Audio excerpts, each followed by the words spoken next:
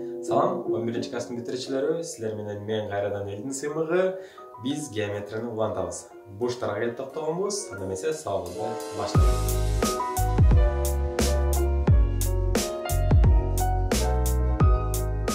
Мен кандайдыр бир түз сызык жүргүзөйүн. Аны А деп белгилейин. А түз сызыгы. Анын астына дагы бир түз сызык жүргүзөйүн. Муну Б түз сызыгы деп коеюн.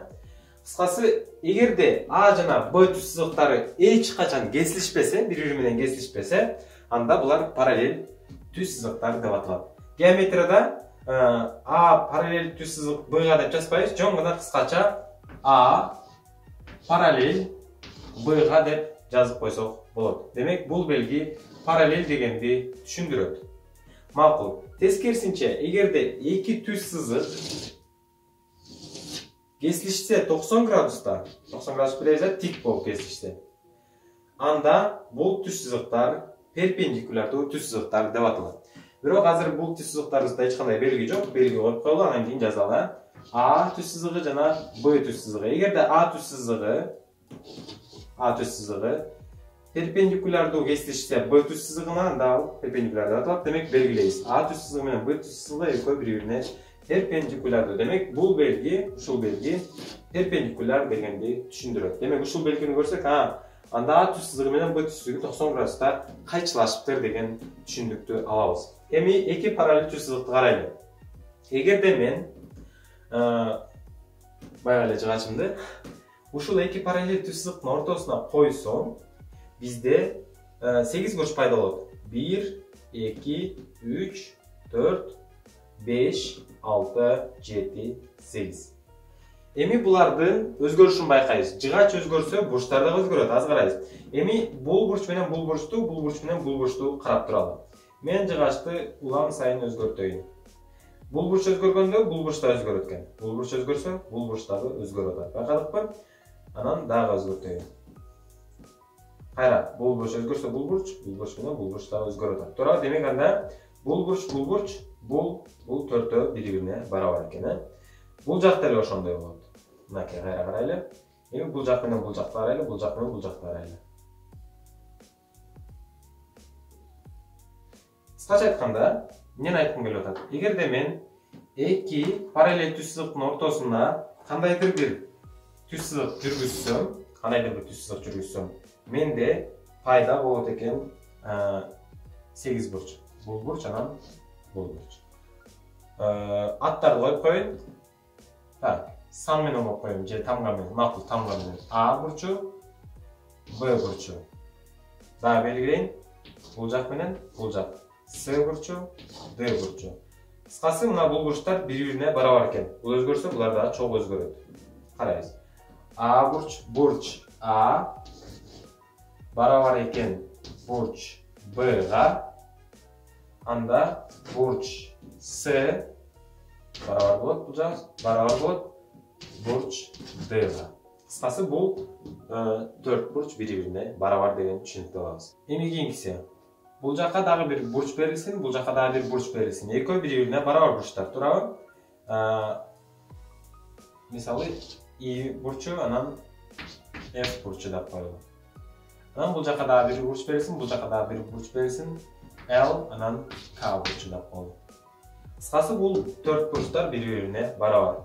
Бурч E барабар болот бурч F-ке, барабар болот бурч L, барабар болот бурч K. Кыскасы, мынакей бул 4 бурч бири-бирине барабар экен. Азыр биз параллель түз сызыктар жөнүндө сөз кылалы. Параллель түз сызыктарда ортодо келе турган бир эки нерсе бар да. Алардын бирөөсү мындай. Кандайдыр бир параллель эки түз сызык сызылсын. Анан кийин алардын ортосунда ар кандай сынык сызыктар берилсин. Мисалы, мындай болот, мындай болот, мындай болот деп коелу. Ар кандай болуп калышы мүмкүн. Анан кийин бул жакта ар кандай бурчтар бар. Оң тарабында же сол тарабында. Шилип мен азыр оң тарабын тандап алайын. Бул жагыбыз А бурчу болсун, бул жагыбыз Б бурчу, бул жагыбыз С бурчу, бул жагыбыз Д бурчу дейле. Эми бул ушу оң жактагы бурчтардын баарын кошкондо суммасы қанша болады деген сұрауға bir формула жооп берет. Ал кайсы формула? Ал бул формула. Бурч А, так, бурч А плюс бурч Б, мынакей бурч А, бурч Б, бурч С болот азыр. Бурч С, анан бурч Д кошуп, бурч Д барабар болот. 180 градус көбөйтүү S'ке. Ал эми бул жакта S деген эмнени түшүндүрөт? S деген бул сынык сызыктардын саны. Бул жакта канча сынык сызык бар? 1, 2, 3 сынык сызык. 1, 2 жана 3. Кыскасы анда S-тин ордуна эмнени жазат экенбиз? 3-тү жазабыз. Анда 183-кө көбөйтөбүз, 500 канча болуп калат? 540 болуп калат. Демек, ушулардын баары 540 градуска барабар. Эми ушуга окшош дагы бир учур бар, ал кайсы учур мына азыр көрсөтүп берем.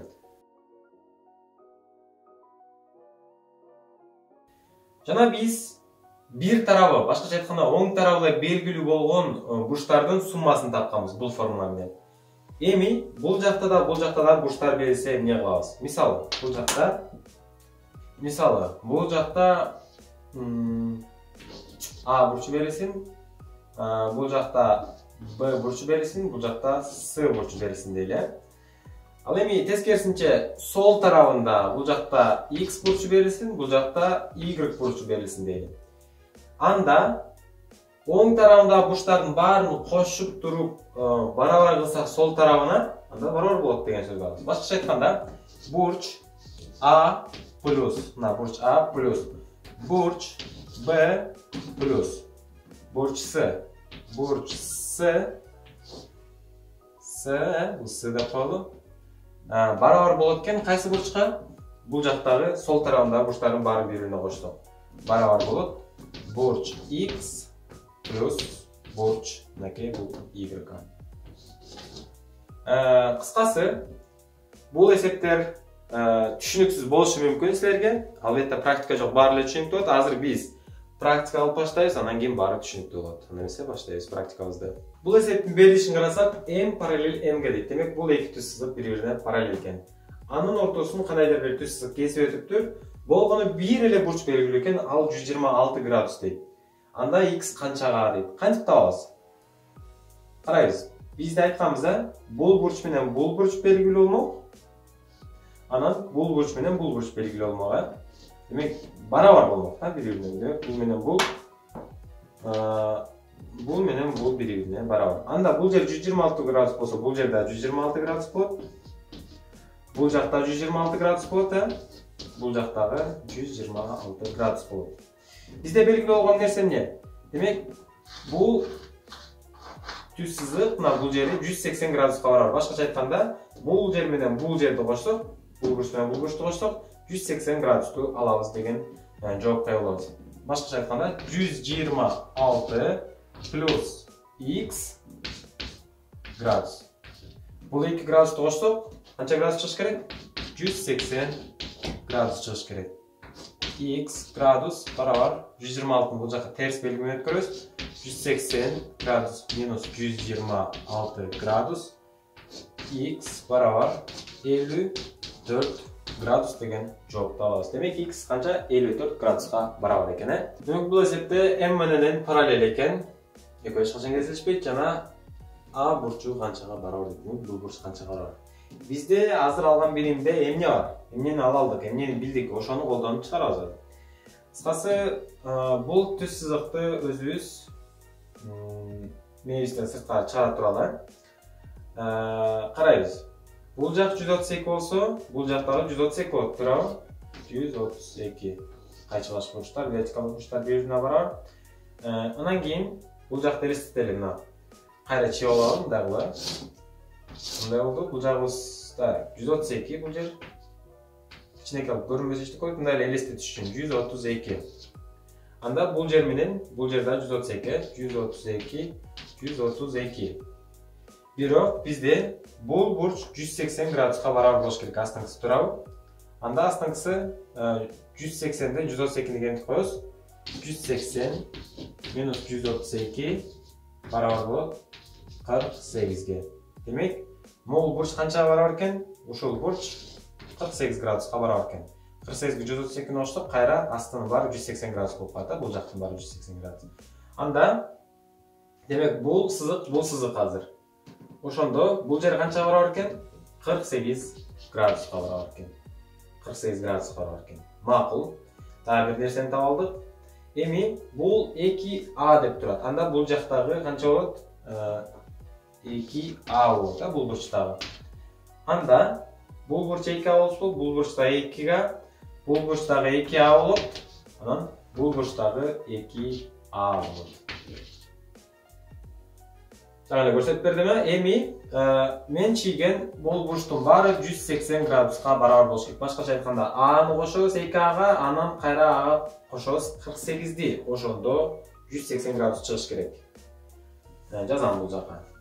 А бурч А плюс бурч 2А плюс 48 барабар болуш керек 180 градуска. A'га A'ны кошсок 3А болот. A'га 2A'ны кошсок болот. Плюс 48 барабар 180 градус. Демек 3A'ны тамгасы барлар сол жакка, тамгасы жоктор оң жакка жинайбыз. 3А барабар 180 48 минус 48 болот бул жакка. 48 132. 3А барабар 132 экен. Анда A'ны табыш үчүн эмне кылабыз? Жөн гана көбөйтүү болсо А барабар 132 бөлүнгөн 3 болот. 132-ни 3 көбөйсөк 44 градус чыгат. Демек А бурчубуз барабар экен 44 градуска. Мынакей азыркы алган билимибизди колдонуп эле кичине ой жүгүртүп туруп биз бул бурчту таап алдык. Анда кийинки эсепке көңүл буралы. Кайра эле 2 параллель сызык берилиптир. Бул бурчубуз альфа плюс 10 экен, бул бурчубуз 2 альфа минус 50 экен. Анда x'ти тапкыла дейт. Биздин билимибиз жетиштүү бул эсепти чыгарганга, андай эмесе улантып берели. Кыскасы бул бурч менен бул бурч бири-бирине барабар, туурабы? Жазып коелу. 2 альфа минус 50 барабар x'ка. Анда x менен бул экөө да барабар, туурабы? Бул бурч менен бул бурч барабар, бул бурч менен бул бурч барабар. Башкача айтканда x бул жакта x болот, бул жерде x болот, бул жерде x болот, бул жакта x болот. Кыскасы бул менен бул барабар экен, x барабар альфа плюс 10 болот. Эгерде x буга барабар болсо, x буга да барабар болсо, анда бул менен бул экөө бири-бирине барабар да, туурабы? Жазам. 2 альфа минус 50 барабар болот альфа плюс 10 болот. Альфаларды сол жакка жинайм. Так, 2 альфа минус альфа барабар сандарды оң жакка жинайм. 10 кала берет өзү, минус 50 бул жакка плюс 50 болуп келет. Плюс 50, плюс 50. Демек 2 альфадан 1 альфаны кемитсек, жөн эле альфа калат. Альфа. Альфа барабар 60. Болду, анда x табыш үчүн альфанын ордуна бул жакка коюп коелу. Демек x бул жак барабар экен, бул жер менен бул жер барабар. x барабар болчу, мына x барабар альфа плюс 10. Башкача айтканда альфабыз 60, 60 плюс 10. 60 комдошосуз, x барабар 70 экен. Демек мынакей жооп 70. Кыскасы m жана m параллель сызыктары берилиптир, параллель экен. Анан альфа, бета, гамма бурчтарынын арифметикалык орточосу канчага барабар дейт. Биз менен билебиз. Эгерде параллель сызыктын ортосунда сынык сызык берилсе, анын бир тарабы эле белгилүү болсо, же оң тарабы, же сол тарабы белгилүү болсо, анда биз формуланы эстейбиз. Кайсы формула эле? Альфа плюс бета плюс гамма барабар болуп болчу 180 көбөйтүү s. S деген эмне эле? S деген бул жактагы сан болчу, сынык сызыктардын саны. Сынык сызыктар азыр экөө. Бул биринчи сынык сызык, бул экинчи сынык сызык. Анда s-ти жазам. Көбөйтүү 2 деп жазам, Демек 180 көбөйтүү 2. Башкача айтканда альфа плюс бета плюс гамма барабар 360ка. Эми ушулардын арифметикалык орточосу канчага барабар дейт. Болгону мен бөлүп салам. Канчага? 1, 2, 3, 3 болсо 3-кө бөлүп салам. Барабар 120га. Демек, альфа, бета жана гамма бурчтардын арифметикалык орточосу 120дан жет дегенди түшүндүрөт. М менен N параллель болсо, Y барабар канчага дейт. Биз эмнени билебиз? Эгерде эки параллель түз сызыктын ортосунда сызык сызыктын оң жагында да, сол жагында да бурчтар берилсе, анда оң жагын баарын коштуруп, барабарлап коюп, сол жагын баарын коштуп, Демек, Y барабар болот. Бул жакта бир эле бурч берилиптир, Анда сол оң жагын карайбыз, 20, 70 экөөнү кошобуз. 20 плюс 50, 70 дейм да. Экөөнү кошкондо эми 70 болот. Y барабар 70 деген жоопту алабыз. Мынакей бүгүнкү чыгара турган эсептерибиз ушулар болду. Эгерде ким менин биринчи, экинчи, үчүнчү геометрияга арналган видеолорумду көрсө, анда ал бурчтардан эч кандай тоскоолдуксуз эле баарын чыгарып кете алат. Силер менен Элдин Симбул болду. Каналга жазылганды унутпаңыз достор. Түшүнбөй калган суроолор барбы? Комментарийге калтырабыз. Жана коңгуроonu күйгүзүп коебуз. Кош болуңуздар достор.